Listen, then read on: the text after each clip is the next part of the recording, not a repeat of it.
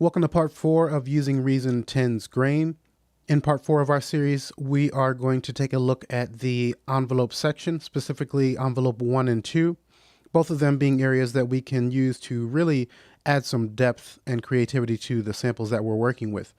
Now, one thing to keep in mind is that while we're covering the parameters for these two filters, things may get a little bit boring and technical, but just try to keep an open mind with what we're talking about and how these can be used in tandem with other parameters when you're using grain.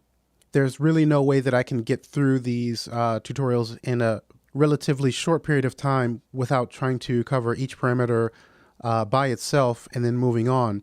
And I'm really just going to have to go ahead and probably at the end of the series make one that's dedicated to using all of the controls together so you can see how you can combine them to create the sound that you would like to create.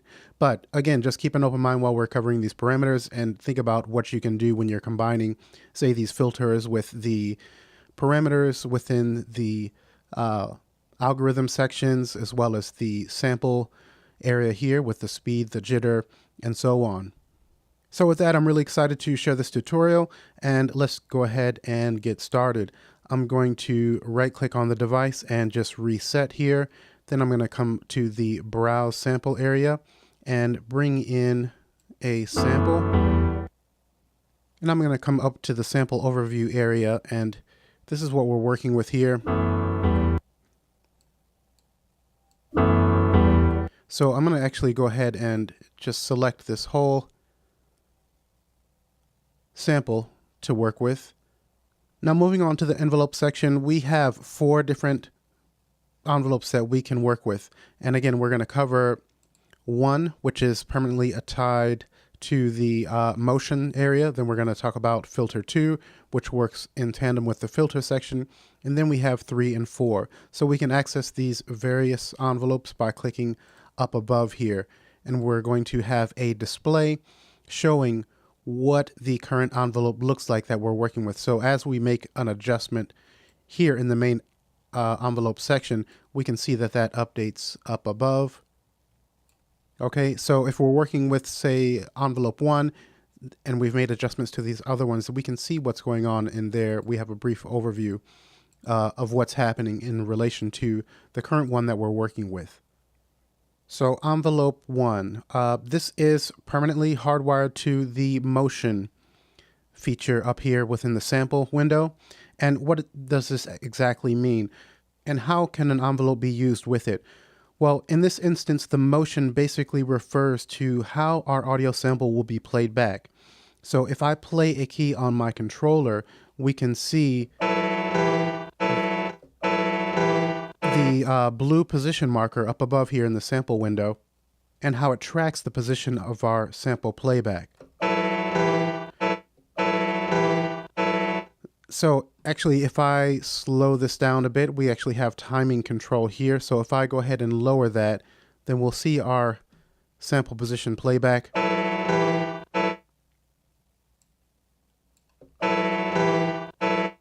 Move along, but it's actually not even making use of our envelope. So this is the first thing that you want to be sure that you do is in the sample area here, where we have motion, you want to be sure that you select envelope 1. That's the first and most important thing. So now I'm actually going to raise this back up. So we can see that playback position move along. And then if I slow this down,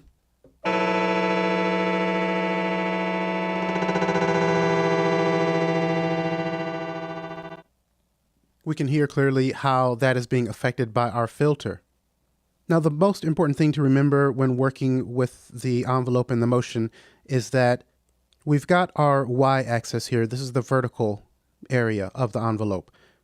At the bottom, when we have this marker at the bottom, this represents the start marker within our sample display here. So the green start marker, it ties in with the bottom position within our envelope. The top of our envelope here ties in with the end marker. So this point here is our start marker. This point here is our end marker. And this is our end marker because it's at the very top of our envelope. this ties in with our start marker because it's at the very bottom. So with this ramp, we are starting from the start marker and then playing. This is midway through our sample and then on to the end marker here.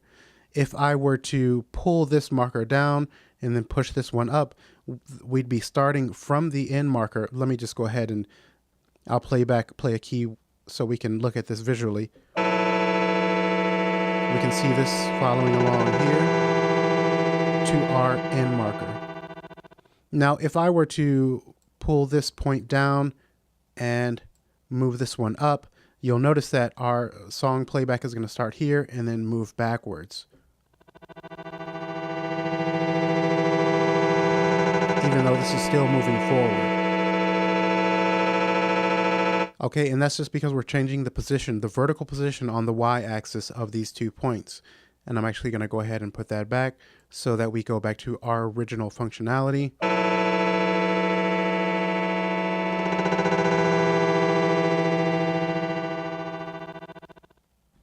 So the horizontal border at the bottom just represents the passage of time. And again, the vertical relates to our start and end markers. The bottom being our start marker, the top being our end marker. Now we can actually add additional markers in here simply by double clicking, and these are added. We could also just hold down Control and click once. If we'd like to remove a point, we can double click on it or hold Control and click once. And just to show you here, now that I've got this point, if I move this to the very top, which again means that this is going to be our play to our end marker, and then move this point down to the bottom, which represents our start marker, we should start from the beginning of our sample, move to the end, go back to the beginning, and then move to the end again. So let's see what that is going to look like visually.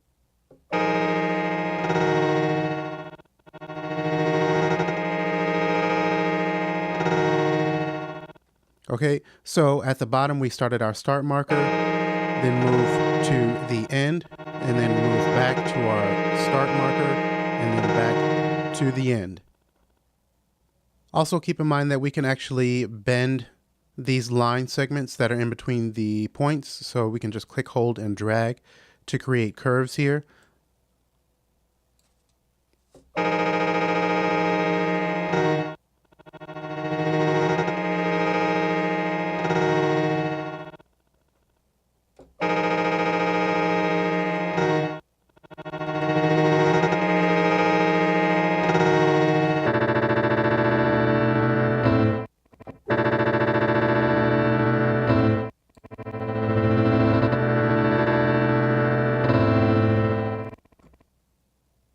Now, something else to keep in mind when we are using envelope 1 as our motion, the speed is going to be irrelevant at this point. This is not going to play an impact on the speed of our playback of our sample. So if I increase the speed,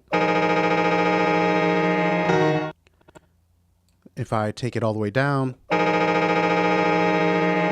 this setting is essentially being ignored because we're using envelope to control the playback of our sample. I'm actually going to just take this volume up just a little bit because I'm worried that it's not recording loud enough there. Another important thing to keep in mind is that the sound of our sample is going to be a lot different depending on which algorithm that we've chose here. So right now we have long grains selected and we've heard what that sounds like. Now if I were to change this to tape,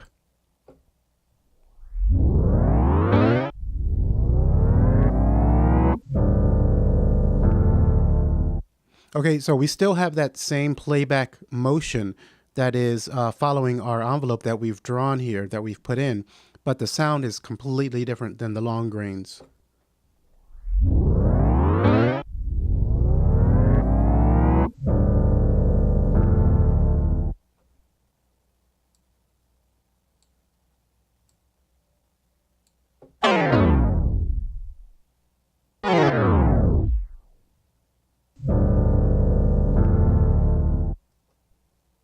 Now, if I go ahead and choose another algorithm, we'll choose the grain oscillator, and let's hear how that sounds.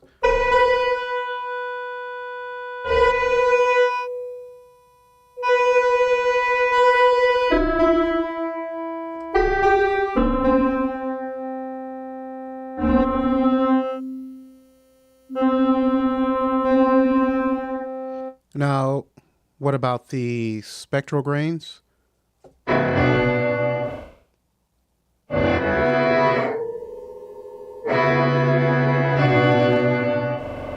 Let's speed that up a bit.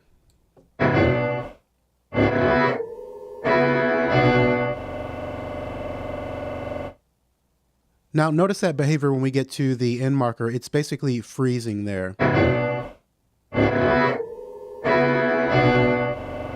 Once we reach the end of our envelope, we are frozen there. And this is going to be the same behavior. I'm in the wrong area here. If we come to the grain oscillator,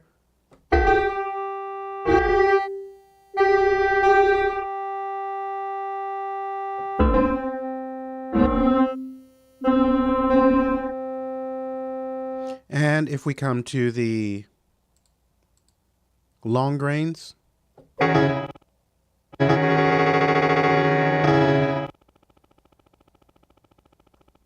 okay, we just end up freezing there. Now, if we use tape, though, it's going to behave a little bit differently, and we're just basically the audio is going to completely stop.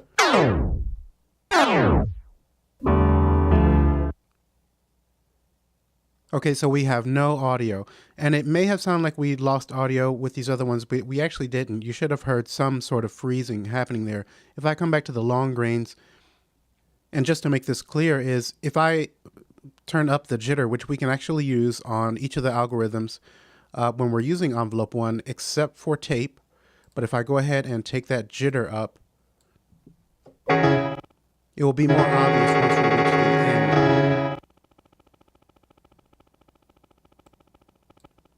We're just on a bad part of the, I'll move the end marker in a bit here.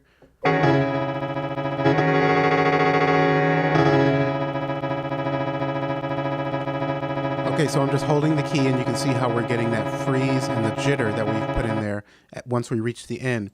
If I were to come to the tape mode and then play back, even though the jitter is all the way up, we're still just going to lose our audio. Okay. I'm actually going to go ahead and just control click to take the jitter off, and let's come back to our long grains algorithm. Moving on, we also have a sustain that we can add by clicking this button here. Now we have this vertical blue marker, which is going to be our sustain point. So if I press and hold a key, then once we reach the sustain, it's going to freeze and exhibit that freezing behavior that we just saw at the end marker here on our sustain. Again, with the spectral grains, grain oscillator, and long grains. With tape, it's going to be different. So we'll start with long grains and see how this functions once we reach our sustain. See, we freeze. We can even bring in some jitter. And then once I release the key, then we finish out our envelope. Now, we didn't hear anything because our release is basically all the way down at 40 milliseconds. If I were to take this up to, say, nearly 7 seconds, I'll press and hold. We freeze at our sustain. I'll go ahead and release.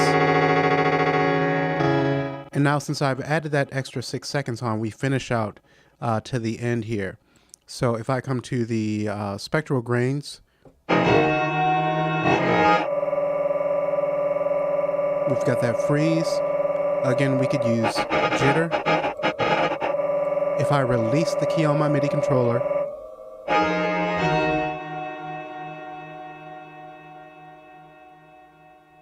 we then finish out with that extended release time there.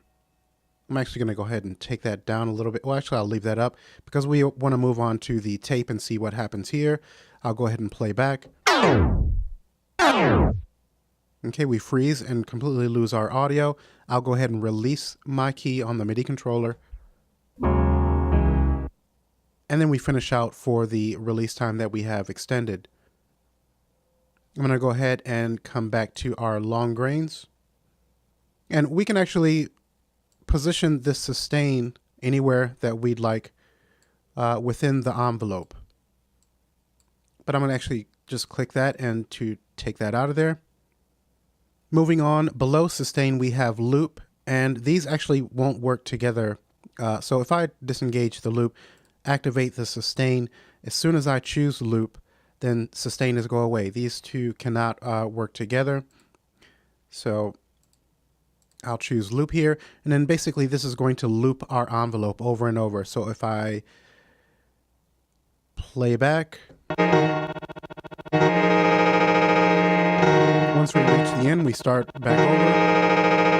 I'll increase the speed. And let's actually change. I've released the key, it's still going on because we have our release time up. I'm going to take that down a bit. Now we do have presets. We drew some of these points in, but we do have an area for choosing presets. So we just click once, and then we have an access to a preset palette where we can choose anything that we'd like here. There's a pretty decent amount to choose from, and this is going to give you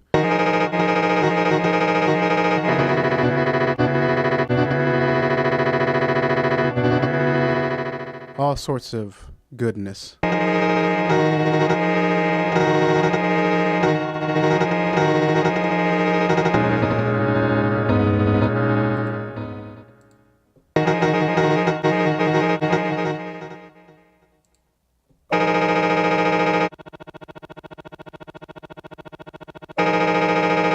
Now this one makes sense, right? Because what we were talking about is the on our y-axis, the vertical position, when we have our points here at the top, this is our end marker. At the bottom, this is our start marker. So this basically switches, it's like on off. End marker, we freeze. Again, if we are on spectral grain or long grains, if we're on tape, then we shouldn't have any audio. I actually haven't tried that, but that's how it should function. And then when we move to the bottom, we move to the start marker. So let's go ahead and give this one a listen real quick. Start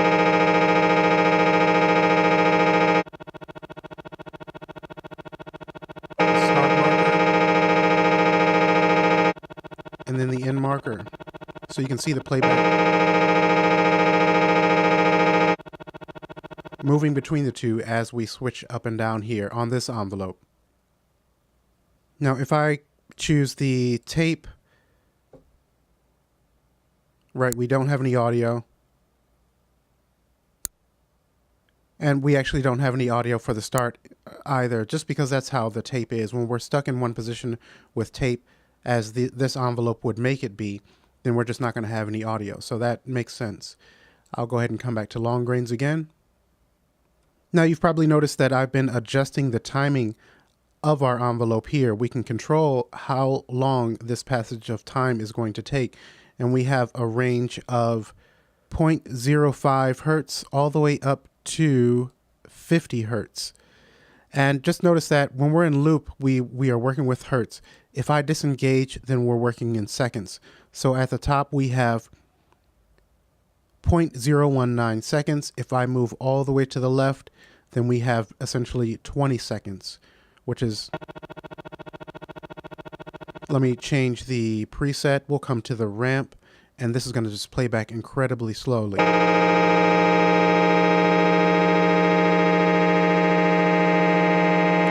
you get the idea. And then moving up.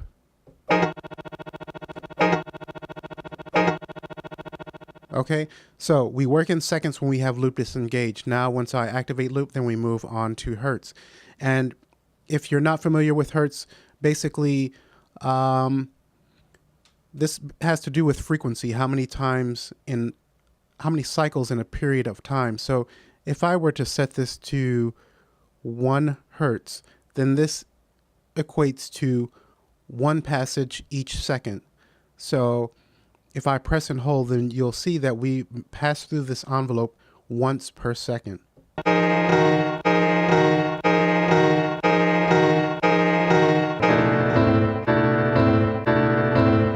this gives you a ground for, making your adjustments here when you understand that 1 hertz is basically 1 passage through our envelope per second.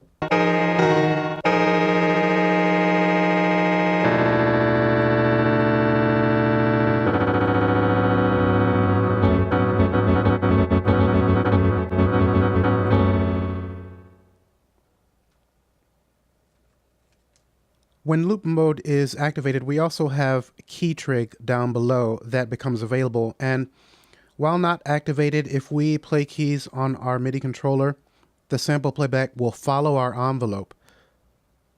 So I'll go ahead and press and hold a key, and I'm pressing other keys while holding.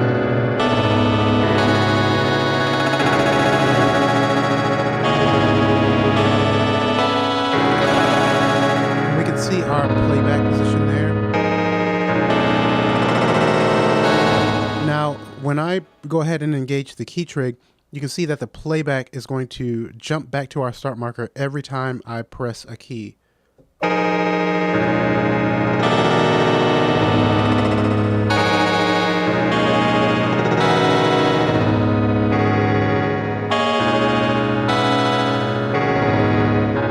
Okay, now when I disengage key trig,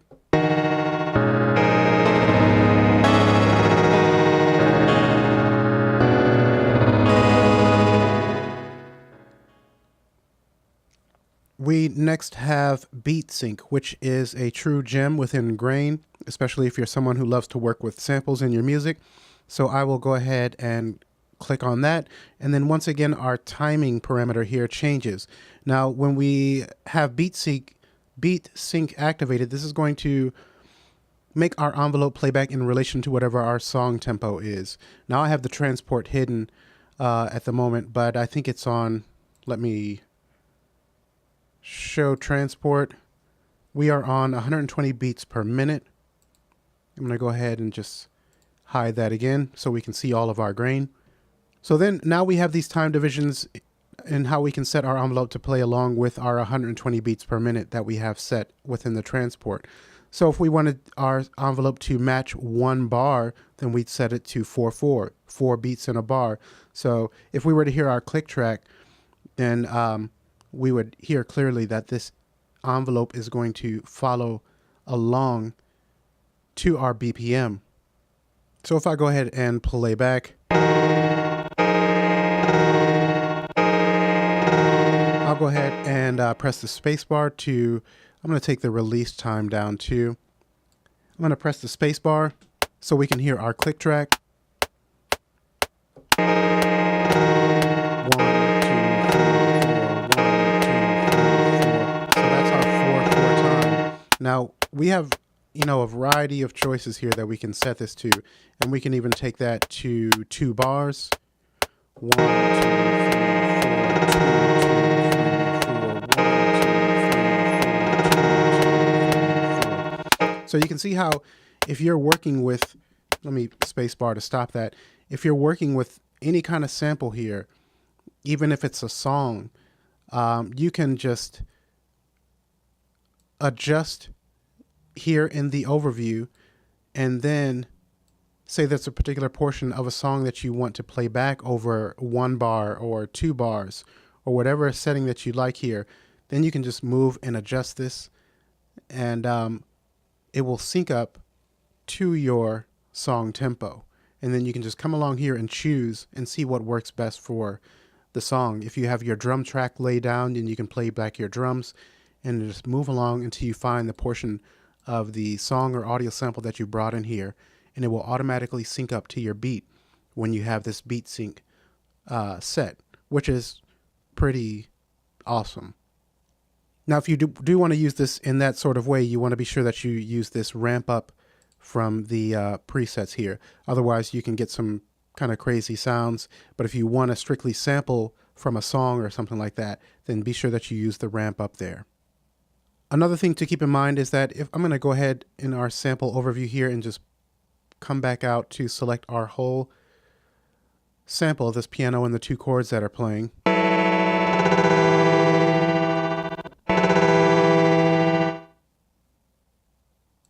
Another thing to keep in mind is that, as we saw earlier, the different algorithms are going to play back a bit differently. So with long grains, it's going to kind of time stretch your audio and keep.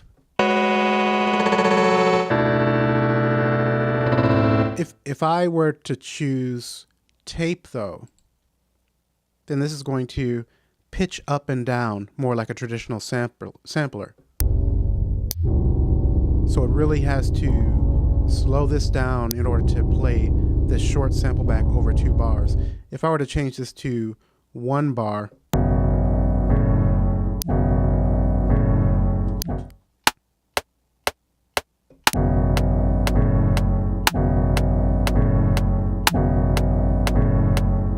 okay, and then if I pull this in, we can see how grain is automatically doing what it needs to do to sync up this audio sample to our beat, to our song tempo. Again, really cool. If I were to choose the spectral grains,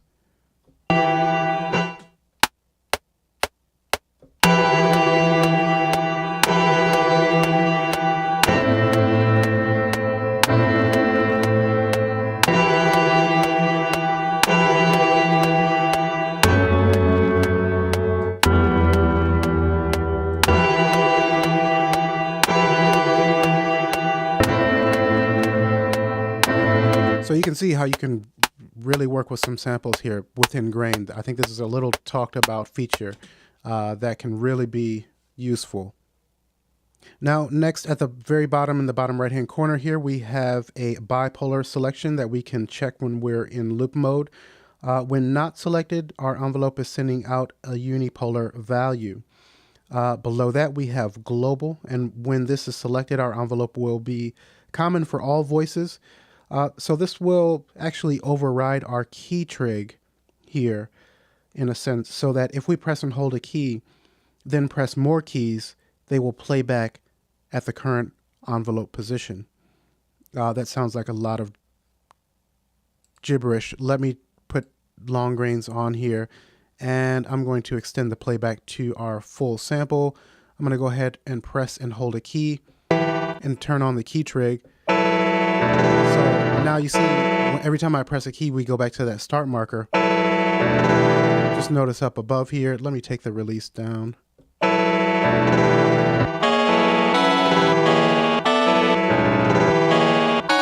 You see how we're starting over each time. If I go ahead and select the global, then notice that the play position is going to continue on throughout our sample.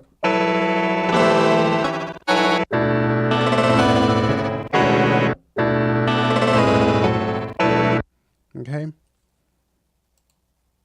going to go ahead and disable the beat sync and the key trig. And let's move over to the left here, where we notice that we have a edit Y position button. And when not activated, we have square points that we can see here within our envelope section. And these can be moved horizontally or vertically, up and down here, anywhere within our envelope. And as we saw, we can double click and add more points and move these anywhere that we'd like.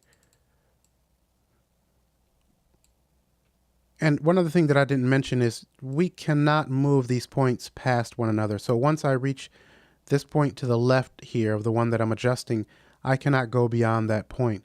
Similarly, if I come over to the right, we are stopped there, and I cannot go beyond that point up above there. Now, what the edit Y position does is essentially restricts our motion to a vertical manner, or the Y position. And if you notice, those squares that we once had are replaced by these round points. So if I disengage the edit Y position, you see we have these squares where we can move freely. Okay, now once I edit the Y position, we have the circles, and we can only move up or down. So if I come to the center of this area here, it's going to only move vertically. If I come here, and it's going to move the position that the arrow is closest to when we have points set up like this.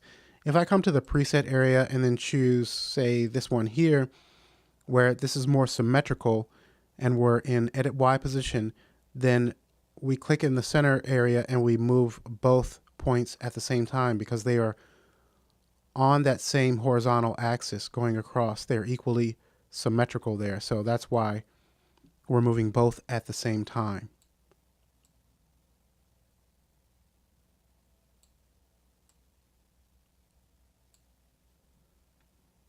And just remember that it is the vertical axis that we're adjusting here that determines the position of our playback. At the very bottom here, at this portion, this relates to the start marker.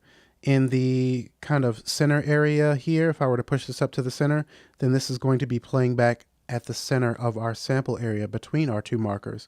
And then at the very top, if I push this one all the way to the top, then this is going to be at our end marker. So if I were to really slow this preset down, then we can see the playback behavior matches the vertical positions here.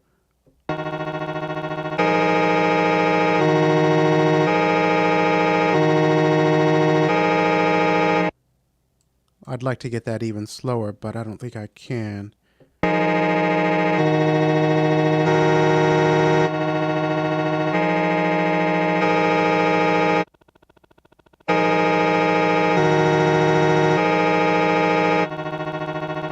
Okay, so you can see that how this functions when we have the vertical movement restricted, and how this then adjusts the playback position to static positions throughout our display here. Now, another feature that's available to us when we have Edit Y position selected is that we can create our own freeform curves. So we could do this by holding Control on our QWERTY keyboard and then click, hold, and drag within the envelope display. So I'll hold Control, click, hold, and drag. Then you can see I can freely draw in here any way that I'd like. I'll go ahead and press a key to play back.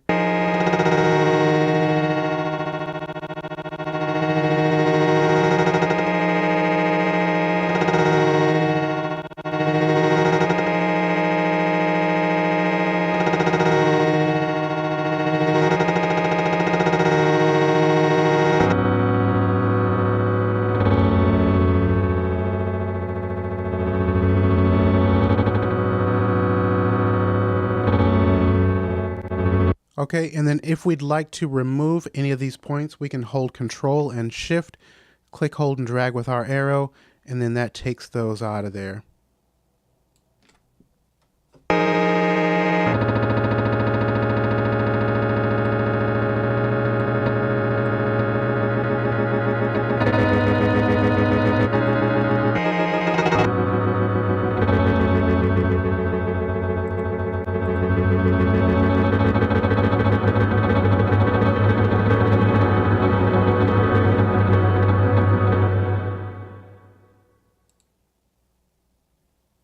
Okay, now moving on, we have filter 2, and I'm actually going to disable that Edit Y position, and you can see now we have our square points back that we can actually manipulate individually, but when you have this many, it's going to be a little bit tricky, but we can still manipulate these.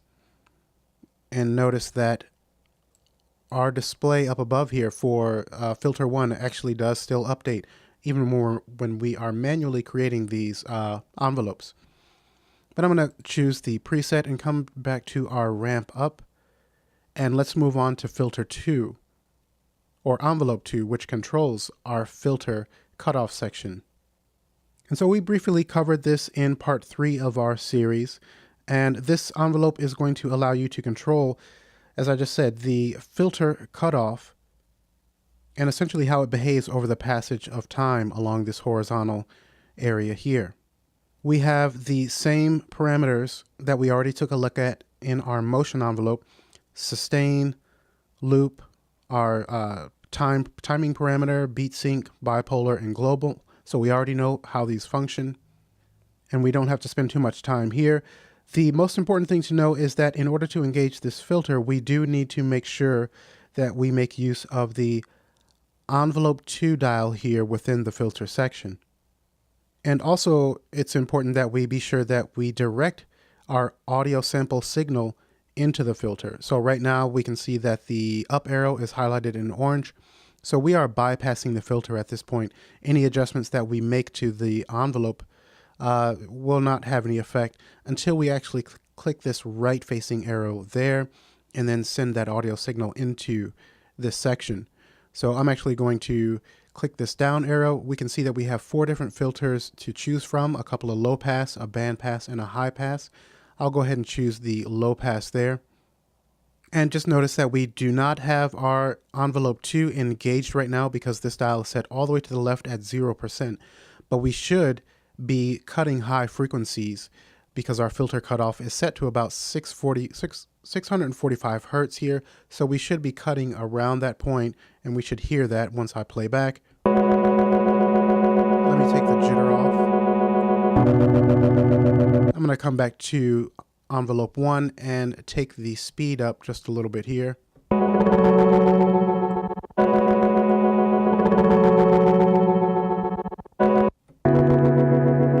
I'm getting some distortion. I'm not sure if that is my setup here, or I don't think it's a setting in grain. When we use the crossfade here within long grain, sometimes we can get some clipping.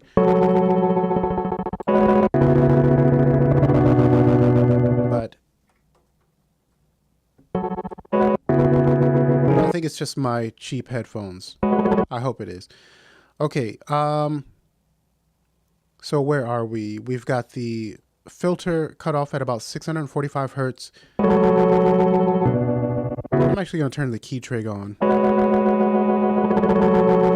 So we can hear how that is basically a static, it's performing a static cut on our audio sample.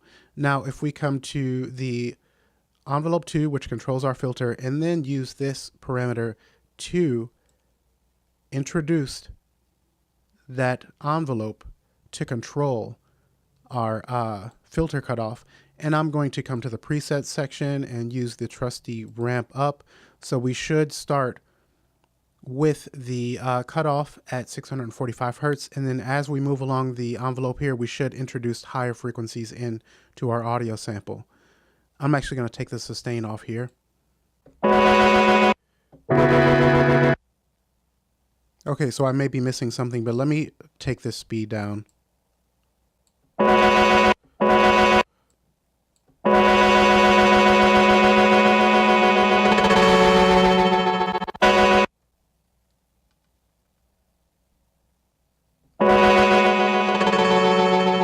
Okay, so that's where the clipping was coming from.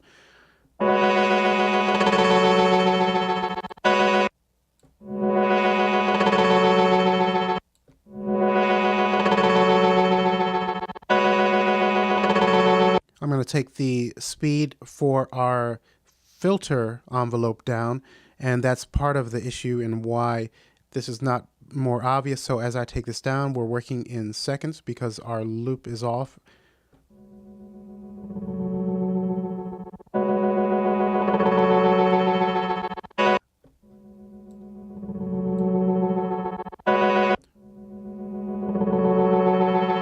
Okay, so we can activate our loop. We can activate beat sync, and let's actually set this up to be 1 bar. I'll turn on loop.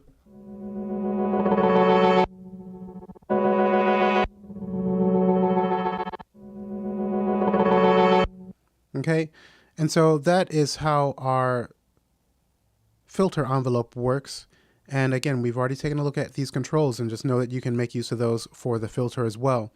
Now, next to the envelope and how we can introduce and control how much this is our filter cutoff is going to be affected by the envelope, we can also bring in or use this vel or velocity parameter to allow the velocity information coming in from our MIDI controller to control the amount of the filter affecting our filter cutoff. I hope that makes sense. So maybe one of the simplest ways to show this to at least start off with is if I raise this so that we are essentially, we have no movement for our filter cutoff. When I move both of these points up to the top, it's basically just going to use whatever setting that we have here throughout the entire passage of time. So right now we're cutting down to 72 hertz.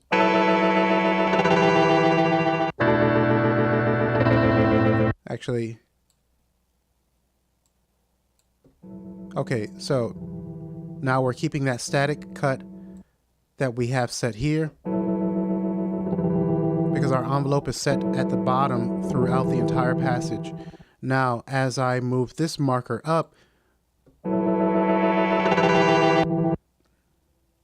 We can hear that come back, but I'm going to push that back down, and then let's introduce the velocity. So then now, if I move that all the way to 100%, if I press softly, we have that same behavior. Now, if I press harder,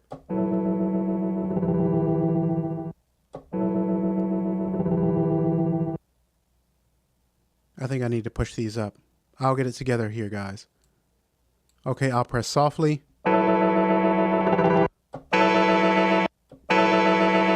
Let me take the cutoff down, playing softly, now triggering hard, soft.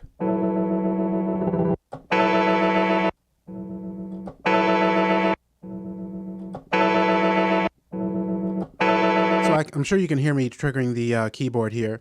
And then whenever we trigger with a higher velocity, we're opening up that frequency cutoff here. Just know that the higher that we have this set, the more we increase it, the more drastic our velocity data's influence is going to be. Okay, so we will wrap up here, and in part 5, we are going to cover the 2 freely assignable filters here, 3 and 4, and this shouldn't take too long because we already know what these parameters do. We're just going to take a look at assigning them to other parameters within Grain, which means we're also going to be covering the modulation bus here. We'll also be covering the 3 LFOs and how we can assign those to different parameters. And if we can get through those quickly enough, we'll also cover the effects section. If not, that may be on its own.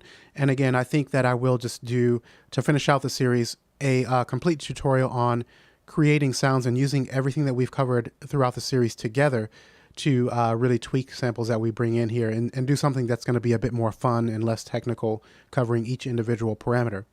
So we'll go ahead and wrap up, and until the next tutorial, take care.